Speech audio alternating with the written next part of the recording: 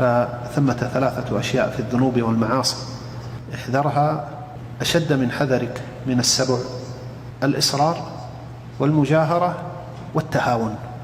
الإصرار على الذنب والاستمرار عليه والنية على معاودته.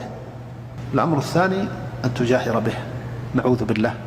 استتر بستر الله إذا ابتليت، فكل أمة محمد صلى الله عليه وسلم معافى إلا المجاهرين، كما قال عليه الصلاة والسلام: كل أمة معافى إلا المجاهرين.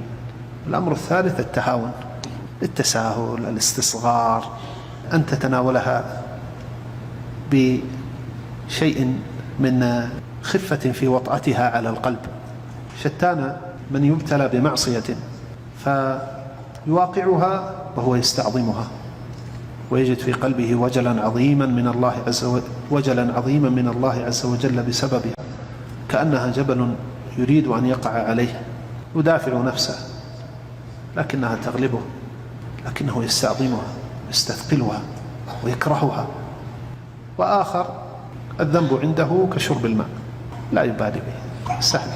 وهذا إنما يكون مع كثرة الوقوع، هذا الاستسهال يكون مع كثرة المواقعة. يصاب الإنسان بهذه البلادة الإيمانية وعدم الاستعظام والتفخيم بشأن المعصية، وإن صغرت. لا تنظر إلى صغر المعصية، وانظر إلى عظم من عصيت، والله المستعان.